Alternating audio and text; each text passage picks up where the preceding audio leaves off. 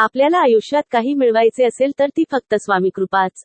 दुसरं काहीच नको, ही एकच भावना अंतःकरणात खोलवर रुजवावी. कारण तीच एकमेव शाश्वत सुखाच्या विसाव्याची जागा आहे. बाकी सर्व अशाश्वत असतं आणि म्हणूनच दुःखदायकही असतं. यासाठी स्वामी मला फक्त तुम्ही हवे आहात अशी तळमळ जीवाला लागली तरच स्वामींच्या अस्तित्वाची प्रचिती येते आणि मग सुखदुःखासारख्या क्षुल्लक गोष्टींची बाधा स्वामी आपल्याला होऊच देत नाहीत. कारण स्वामी माऊली म्हणजे साक्षात दत्तमूर्ती. दाय म्हणजे देणारा, सर्व काही आपल्या भक्तावर प्रेमाने लुटवणारा कृपासिंधूच आहे तो. फक्त आपली अढळ निष्ठा आणि अनन्य प्रेम हवे माऊलीवर. हिंदू धर्मात भगवान दत्तात्रयांना विशेष महत्त्व आहे.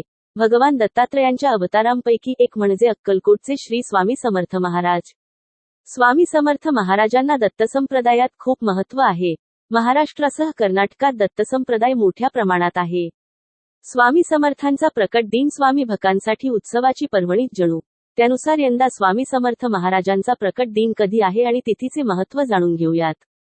भिऊ नकोस, मी तुझ्या पाठीशी आहे अशा शब्दात भक्तांना विश्वास देणाऱ्या श्री स्वामी समर्थ यांचा प्रकट दिन तिथीप्रमाणे चैत्र शुद्ध द्वितीया या दिवशी असतो.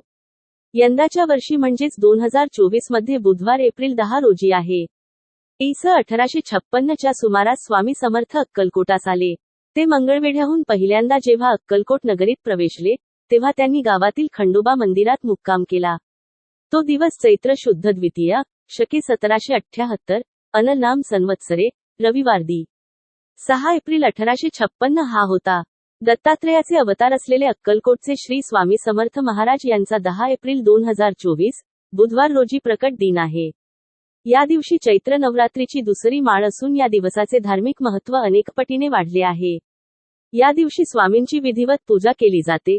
सर्व स्वामी समर्थ केंद्रात होम, हवन, मंत्रजपासह अनेक धार्मिक कार्यक्रम संपन्न होतात.